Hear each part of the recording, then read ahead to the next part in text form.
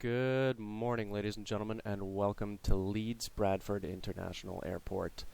We'll be operating Flight 5571 today, service to Gatwick. Just a short flight, 50 minutes in the air. Departs in about an hour, and we'll be using the 737-800.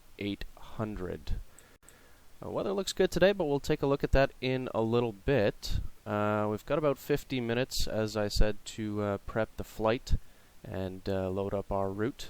We'll take a look at the weather, the charts, and get this show on the road. So, without further ado, let's jump into the flight deck. Alright, so as it's about 6 a.m., we're charged with the first flight of the day. The aircraft is in a cold and dark state, so we'll have to get some electrical power before we can do anything else. So let's get that sorted. We'll turn the batteries on first. There we go. And we'll see if we can get the ground crew to connect the GPU power. So I'm going to go do that and a couple of other quick setup things. There's obviously a lot of lights up here. Some of those are normal, some of them aren't. So I'm just going to go through some procedures and flows, and I'll talk to you in a bit once we're a little bit closer to our pushback time. You know what? I said I would get a lot of stuff done and meet you back when we were a little bit closer, but as you can tell, my first officer called in sick today, so I'm just going to have you guys join me for the setup process. So first couple of things we're going to do, we're going to arm the emergency lights. Oh, and ground has, or the ground crew rather, has been kind enough to supply us with some ground power. So we can go ahead and connect that, stop using the batteries. So now the aircraft is a little bit more coming to life, if you will. We will turn on the position lights to indicate to everybody on the ground that the aircraft is populated with life and under pilot control. We'll also turn on the logo light because we have a really nice logo, might as well show it off. I'm also going to turn on the wing and wheel well lights just because, well, first officer missing again. I'll be going out for the walk around, the pre-flight walk around in a bit. Next thing we'll do is we will turn the IRSs over to nav and have them spool up so we can get our route in. Turn the window heats on now that we have electrical power from the ground. We can leave the packs off for now since we've got exterior air coming into, we've got like a little ground cart supplying air to the cabin. Let's see, do the flight attendants have galley power? Yes, they do. So they can go ahead and start making their coffee for our weary passengers. Like I said, it's 5:10 Zulu, so 6 a.m. Just after 6 a.m. here in Leeds Bradford. What else? So we've got the IRSs. We can switch the yaw damper to on, even though that won't function until, well, we don't need it until we start getting rolling it into the air. We are taking today just under 150 passengers. We've got 11 in first class, or our Fly UK business class, and 138 in the cattle class. And we are equipped with 10.7 tons of fuel for our trip down to Gatwick. Alright, so we're checking the weather here at Leeds Bradford this morning. Winds are out of the west at 14 knots, so it's a little bit gusty out there. It's a balmy 15 degrees Celsius. I live in Canada, so you know what, that's actually not too bad for us. We'll take that. That's a nice fall day. The QNH 0994, which we'll set in the sim a little bit. Visibility's good, partly cloudy. We can deal with that. Not too bad. Might be a little bit bumpy on the way up, but it should be nice from there on in. So we're just having a quick look here at our route, which takes us from Nelsa down to Kidley. And we'll check the charts quickly. If you don't really understand charts, that's fine. I'll be glossing over most of this. It's just to give you a little bit of a visualization of what we're about to do here. So here's Leeds Bradford Airport. We've got one tiny little runway. I love this airfield because it seems before they built it, they kind of looked at the prevailing winds in the region and went, yes, perfect, we will build a runway perpendicular to that. Always a crosswind here, always a lot of fun, especially on the approaches. A little bit of a handful. But other than that, it's a small airfield, one little terminal building up here, a couple of taxiways. You kind of have to backtrack into position at either end, but it's not like those major airports like, for example, Amsterdam or Paris, Charles de Gaulle, or even London Heathrow, where you spend 20-25 minutes before you're even at the runway. Enough rambling about that. We've got our terminal or our parking chart here. We're currently at stand number 8. I'm not sure if you can see my mouse cursor. So we'll be pushing back with the nose right if GSX complies onto taxiway Alpha, and then take Charlie, November, and Delta down to the runway. As for our departure, Leeds Bradford has a little bit of a particularity in terms of their departure SID, especially this one, where depending on which end of the runway you're taking off, you're not going to end up at the same waypoint at the end. Our first waypoint in our flight plan is Nelsa, and we will be departing on runway 32, so we can just plug in the Nelsa 3 Whiskey departure here, and that'll bring us to Nelsa and then en route. We'll just quickly check the altitude. So it's basically a sort of a straight out departure, but then an immediate kind of a little bit of a left-hand turn to 313 degrees after half a mile. And then at 2.1 DME out from the airport, we'll make a further left turn to 274. This will all be coded into the FMC, so I'm not too worried about it. And then kind of like a sweeping left followed by a right. It's a weird departure. All the way to Nelsa, one thing that we do have to worry about is there's an altitude restriction of flight level 70 over at Nelsa. Our transition altitude today, 5,000. So anything below 5,000 is an altitude, so 4,000 feet, 3,000 feet. Anything above that is a flight level. Flight level 60, flight level 70. Alright, enough about that. We'll move on to our arrival. Because it's such a short flight, we can go ahead and program that in on the ground. Final waypoint in our flight plan is Kidley. So we'll plug in the Willow 2 Bravo arrival. That'll take us down here to Midhurst, the Midhurst VOR.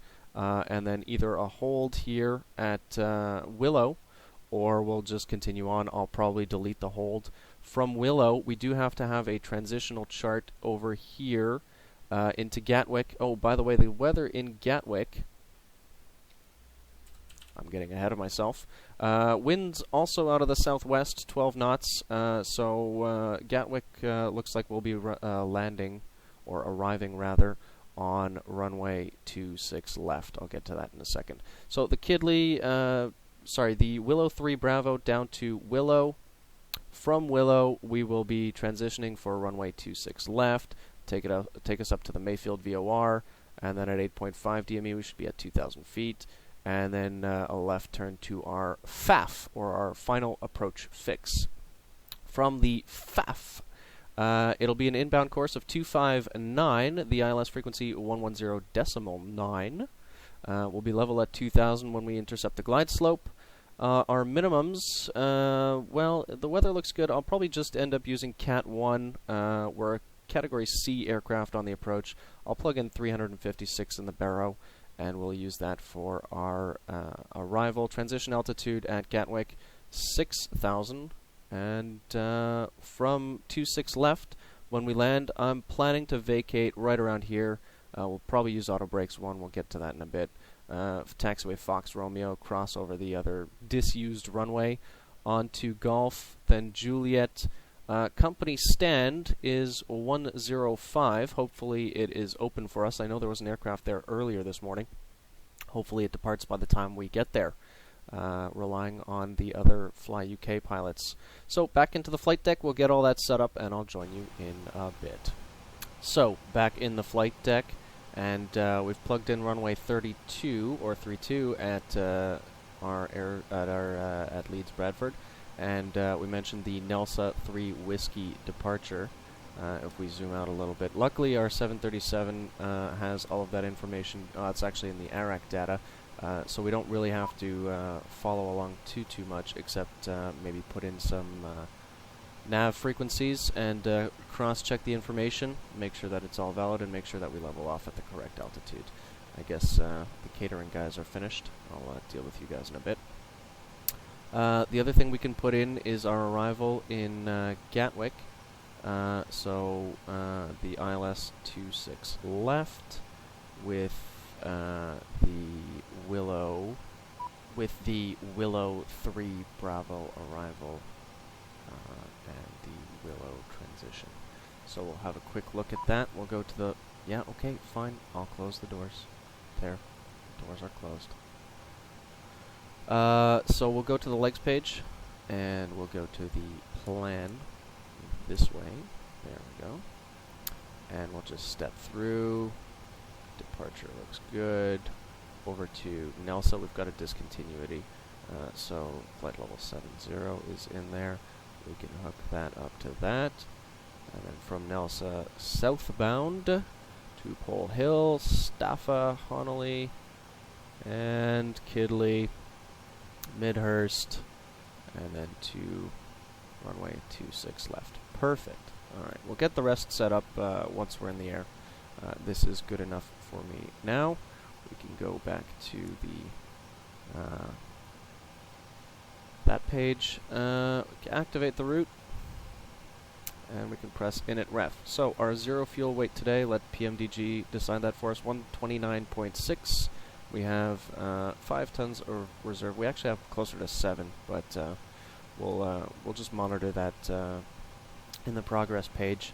Cost index for the 737-800 is 26, and our cruising altitude, unfortunately, I think due to airway restrictions, is flight level 190. Our transition altitude, as we mentioned, is 5 grand, and we can go ahead and accept that. And one limit, we're going to derate the takeoff. We're rather light. We'll use the 22K derate. No assumed temperature. We'll leave it at that. So 92% N1. That's fine with me, or 93. Takeoff, we'll use flaps 5, the standard for the 737. Calculate the CG. We'll put in our runway wind. If you'll give me 1 second. I said that earlier, but I have the memory of a goldfish. EGNM. It's actually currently now 260 at 14.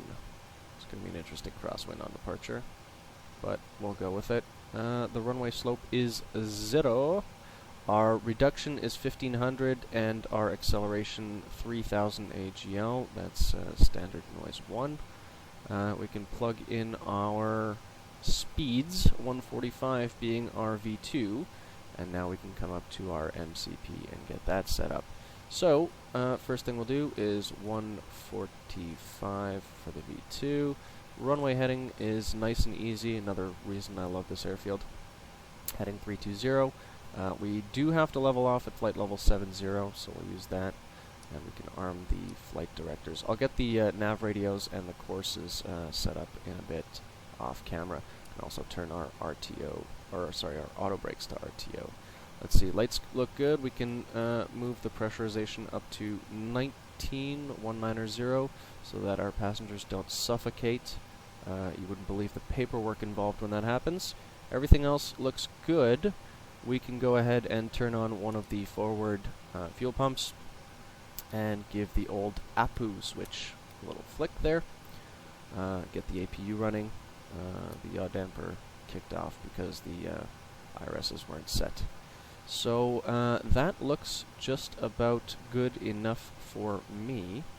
I will skip ahead a little bit and get you when we are ready for the pushback.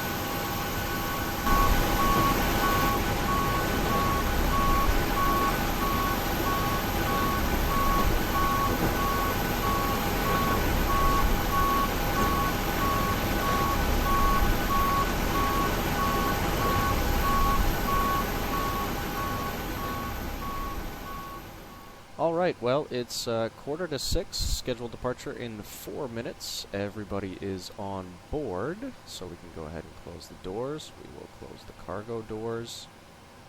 And ground connections, well, we're on APU power, yep. Parking brake is set, so we can go ahead and get rid of all of that good stuff. And we can flick on the seatbelt sign. Make sure everybody's seated. We'll leave the pitot heats off for the time being. That's for the ground crew safety, just in case they happen to touch that. We don't want them to burn themselves. We will set our hydraulics for pushback, so the B pumps come on, the A pumps stay off. We can turn on the rest of the fuel pumps. And we are pretty much ready to go. We just have to get the bridge pulled off by our ground crew. And we'll try to get them to push us back with the nose right. Everything's set here. We've got the ILS frequency, essentially, the IDF frequency, tuned into nav 1, and that'll be our initial DME reading. We've also got Pole Hill on 112.1 set up on nav 2, so that we can track the DME from that. Yeah, short taxi out to the runway, and we'll be departing very, very soon. Looks like another on-time departure for Fly UK.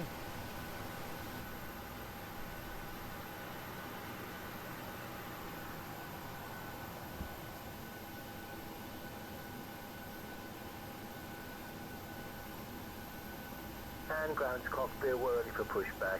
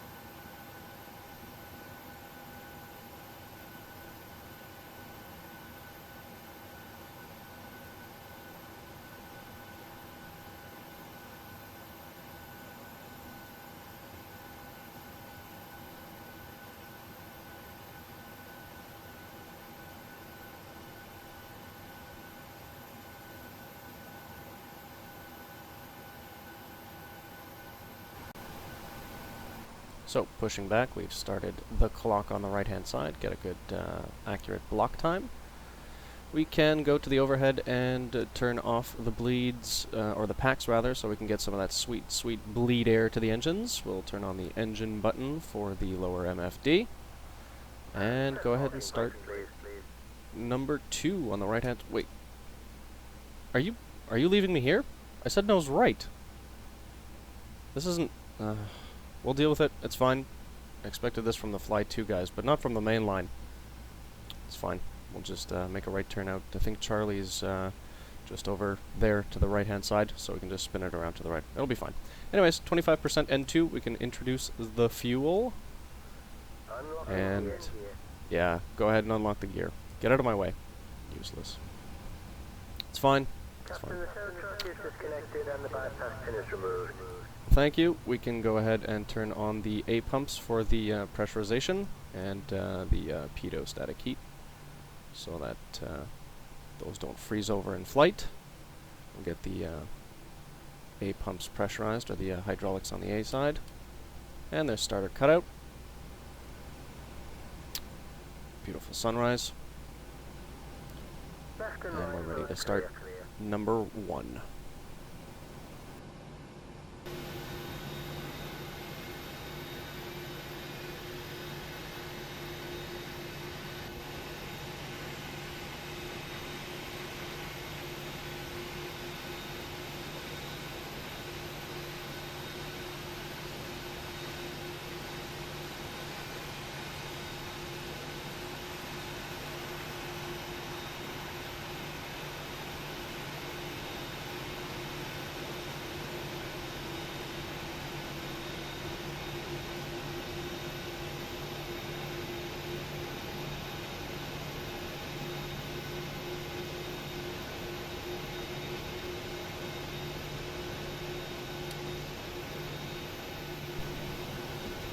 Alright, that's 2 engines fired up. We'll put them on continuous. We'll get the buses over to the engines so that they're supplying the air, or the electricity rather, and the air now. Turn the packs back on, and we can get rid of the APU. Everything on the overhead panel is now set. You can chime the cabin. No particular reason, I just like chiming the cabin. You'll see me do it a couple of times. There we go. We'll get the systems page up and check our flight controls, set the flaps. It's going to be a right turn out, as mentioned earlier.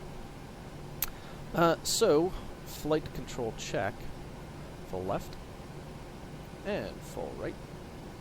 Full up. Full down. And the rudder, full left. Full right. Neutral. Get rid of the systems page.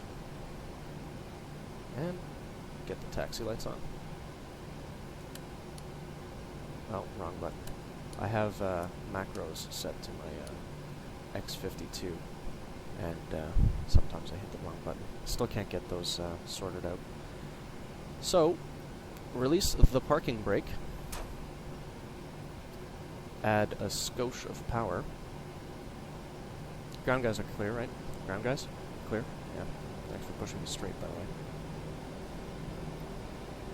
And left turn in. You can go ahead and arm LNAV and VNAV now.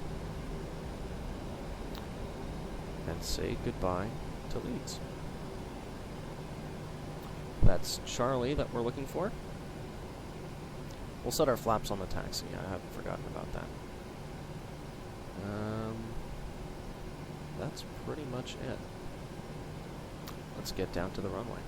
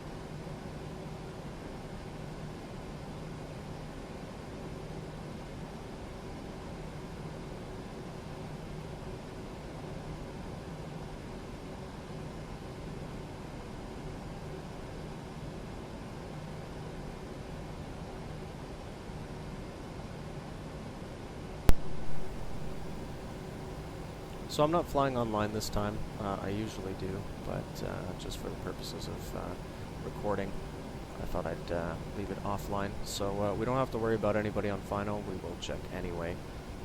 We'll go ahead and do the runway entry procedure just because we're coming up down Delta towards the runway, so TCAS can go on. We'll turn our strobes on, like so. We can deploy the landing lights underneath, but we'll leave them off and just turn on the fixed landing lights and add a little bit of power. Seem to be stopping here. So we're basically going to go on the runway. That's the runway up ahead of us that goes kind of like left to right on a diagonal.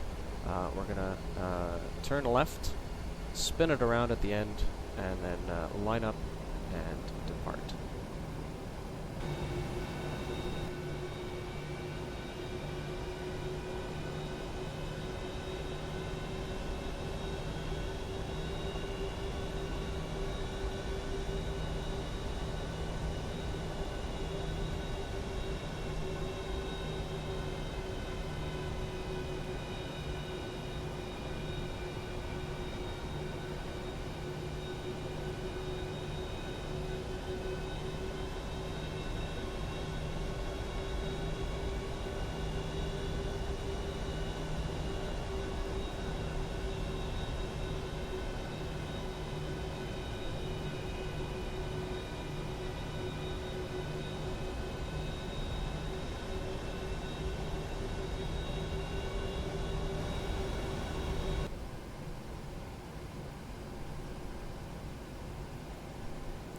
This is the tricky part because you never really know how wide the aircraft are and how far out your main gear go. You don't want to clip any of these lights or anything.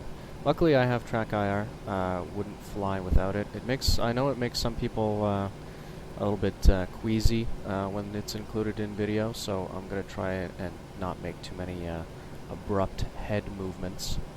That being said, the auto throttle is armed. We are coming back around to line up. We can turn all of the landing lights on. No, on.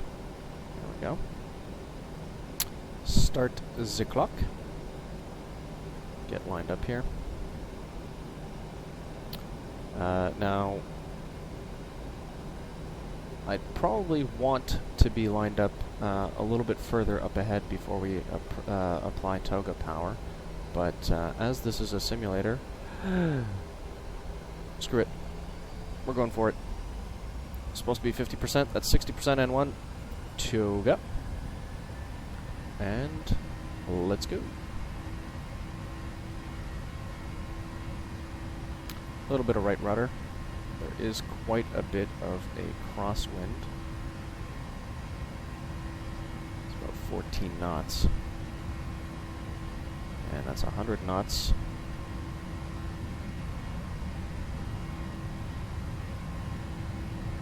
V1. Rotate. Rotate. V2. And up we go.